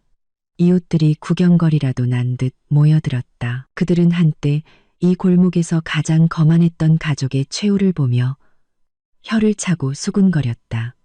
박 여사님은 낡은 옷 보따리를 끌어안고 땅바닥에 주저앉아 통곡했다. 하늘도 무심하시지. 어쩌다 내 신세가 이리 됐는고. 하지만 아무도 그녀를 동정하지 않았다. 사람들은 그녀가 다른 사람들을 가난하다고 비웃던 거만한 얼굴을 기억했다. 이제 눈앞에 펼쳐진 인과응보를 보며 모두가 당연한 결과라고 생각했다. 민호 씨는 사채업자들이 두려워 이미 종적을 감춘 뒤였다. 늙은 어머니와 동생을 버려둔 채 그의 아내와 아이는 이미 오래전에 연락을 끊었다. 민준 씨는 가로등에 기댄 채 수많은 추억이 깃든 집이 하얀 압류 딱지로 뒤덮이는 것을 바라보았다. 그는 울지 않았다. 눈물은 이미 말라버렸다. 아내를 잃고 아이를 잃고 집을 잃고 직업을 잃었다. 그는 이제 완벽한 빈털터리였다. 그날 밤 민준 씨는 박 여사님을 부축해 마지막 시골행 버스에 올랐다. 그들의 고향은 가난한 농촌이었고 그들은 그곳을 벗어나 도시에서 성공하기 위해 발버둥 쳤었다. 시골의 낡은 집은 오랫동안 비어있어 지붕은 무너져 내리고 잡초는 사람 키만큼 자라 있었다. 민준 씨는 허름한 집을 보며 서연이가 살던 작지만 안락했던 집, 그리고 지금 서연이가 살고 있는 화려한 저택을 떠올렸다. 가슴이 찢어지는 듯한 고통스러운 비교였다. 그는 황금 같은 삶을 살 기회가 있었지만 제 손으로 그 밥그릇을 깨뜨린 것이었다. 시골 생활은 혹독했다. 민준 씨는 농사지을 땅도 기술도 없어 매일 막노동을 하며 닥치는 대로 일했다. 한때 사장이었던 그의 손은 이제 굳은 살이 박이고 시커멓게 변했다. 설상가상으로 그는 현실을 잊기 위해 술에 의지하기 시작했다. 매일 저녁이면 만취에 두개 쓰러져 잠들었고 입으로는 서연이와 아들의 이름을 중얼거렸다. 그는 마을의 주정뱅이가 되었고 가문의 수치가 되었다. 박 여사님은 정신적 충격과 열악한 환경으로 인해 병을 얻어 자리에 누웠다. 그녀는 다 쓰러져가는 집에서 비가 올 때마다 새는 물을 맞으며 누워 있었다. 그녀는 후회하고 며느리의 이름을 부르며 울었지만 그녀의 울음소리는 텅 빈 들판에 흩어질 뿐 아무도 듣지 못했고 아무도 대답하지 않았다. 내가 천우그룹 회장의 딸이며 그룹 경영에 복귀했다는 소식은 빠르게 퍼져나갔다. 예전에 박 여사님을 따라 나를 험담하던 시댁의 먼 친척들은 순식간에 태도를 바꿨다. 박 여사님에게 빚독촉을 하며 욕설을 퍼부었던 칠촌 이모가 가장 먼저 찾아왔다. 그녀는 가장 좋은 옷을 차려입고 과일 바구니를 든 채 천우그룹 정문으로 찾아와 나를 만나게 해달라고 애원했다. 그녀는 경비원에게 조카 며느리를 잠깐만 만나게 해달라고 빌었다. 내가 걔 남편의 친이모예요. 예전에 내가 걔를 제일 예뻐했지. 성공했다는 소식 듣고 축하해 주러 왔어요. 내가 만나주지 않는다는 통보를 받고도 칠촌 이모는 뻔뻔하게 하루 종일 기다렸다.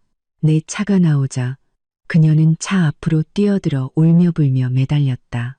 서연아, 나야, 칠촌 이모. 네가 성공했다고 친척들 잊으면 안 되지. 내 아들이 지금 백수인데 회사의 경비원이나 청소부 자리라도 하나 알아봐주면 안 될까? 평생 은혜는 안 잊을게. 나는 차창을 내리고 내 앞에서 연극을 하고 있는 여자를 쳐다보았다. 예전에 바로 이 여자가 내 옷이 시장표라며 비웃고 내 얼굴은 남편 복 없는 관상이라고 험담했던 것을 똑똑히 기억했다. 나는 부드럽게 미소 지었지만 눈빛은 차가웠다. 이모님, 제 기억이 맞다면 이모님은 저희 집이 거렁뱅이 집안이라 엮이면 재수 없다고 하셨는데요. 저희 회사는 능력과 인성을 보고 직원을 뽑지 친인척이라고 뽑지는 않습니다. 특히 손바닥 뒤집듯 태도를 바꾸는 사람은 더더욱요. 돌아가세요. 보안팀을 부르게 하지 마시고요. 칠촌 이모는 전곡을 찔리자 창피함에 얼굴이 빨개져서 구경꾼들의 비웃음 속에서 조용히 사라졌다. 칠촌 이모뿐만 아니라 다른 많은 친척들도 연락을 해와 돈을 빌려달라, 일자리를 알아봐 달라며 부탁해왔다. 하지만 모두에게 돌아간 것은 침묵 혹은 정중하지만 단호한 거절뿐이었다. 나는 뼈아픈 교훈을 얻었다. 잘못된 곳에 베푸는 친절은 악인에게 이용당할 기회를 줄 뿐이라는 것을. 나는 그 가식적인 사람들에게 돈을 주느니 차라리 진짜 어려운 사람들을 위해 자선 활동에 돈을 쓰는 것이 낫다고 생각했다. 나는 진정으로 성장했다. 나는 이제 흙탕물에서 고기를 잡으려는 자들로부터 나 자신과 나의 가치를 지키는 법을 알게 되었다. 3년이라는 시간이 눈 깜짝할 사이에 흘렀다. 나는 이제 더 이상 예전의 소심한 서연이가 아니었다. 나는 천우그룹의 유능한 부회장이자 재계에서 존경과 부러움을 한 몸에 받는 여성이 되었다. 매일 아침 나는 강변 저택의 햇살 가득한 방에서 눈을 뜬다. 부모님, 현우 오빠와 함께 아침 식사를 하며 세계 경제 동향과 새로운 프로젝트에 대해 토론한다. 우리 집은 늘 웃음과 서로에 대한 존중으로 가득하다. 준수는 이제 6살이 되었다. 똑똑하고 활발하며 현우 오빠를 쏙 빼닮았다. 아이는 시내 최고의 국제학교에 다니며 승마, 골프 같은 고급 스포츠를 배운다. 현우 오빠는 조카를 끔찍이 아껴서 어딜 가든 데리고 다니며 이 아이가 우리 가문의 미래 후계자라고 자랑한다. 나는 불타는 열정으로 일에 매진했다. 고급 리조트 부동산 프로젝트를 직접 지휘하며 그룹에 막대한 이익을 안겨주었다. 나는 사람들에게 내가 이 자리에 앉은 것이 회장 딸이기 때문이 아니라 진짜 재능과 실력이 있기 때문임을 증명했다. 일외에도 나는 따뜻한 둥지라는 이름의 자선재단에 많은 시간을 쏟았다. 재단은 어려운 환경의 여성들, 가정폭력에 시달리는 미혼모들을 지원하여 그들이 자립할 수 있도록 돕는다. 나는 다른 여성들이 과거의 나처럼 절망적인 상황에 빠지지 않도록 돕고 싶었다. 내가 도와준 여성들의 미소를 볼 때마다 내 마음은 따뜻해졌다. 아픈 과거는 멀어졌고 매일 더 나은 삶을 살게 하는 원동력만 남았다. 나는 여자의 가장 큰 행복이 부자 남편을 만나는 것이 아니라 스스로 자기 인생의 주인이 되고 스스로가 재벌이 되는 것임을 깨달았다. 나는 천우타워 가장 높은 층의 발코니에 서서 반짝이는 도시의 야경을 내려다보았다. 시원한 밤바람이 내 머리카락을 흩날렸다. 레드와인 한 모금을 마시며 평온함과 만족감을 느꼈다. 나는 내 영혼 속의 귀한 보석을 되찾았다. 편견과 무시라는 거친 돌 속에 묻혀있던 그 보석을 말이다. 어느 연말 오후 나는 회사 자선단체와 함께 도시 외곽의 가난한 동네를 찾아가 노숙인들에게 연말 선물을 나눠주고 있었다. 날씨는 쌀쌀했고 거리에는 새해를 알리는 장식들이 반짝였다. 나는 흰 셔츠와 검은 바지에 소박한 차림으로 사람들에게 쌀과 라면, 떡 같은 선물을 직접 나눠주었다. 사람들은 내 주위에 모여 연신 고맙다고 인사했다. 그때 근처 쓰레기장에서 플라스틱 병과 폐지를 줍고 있는 초라한 사람의 모습이 눈에 들어왔다.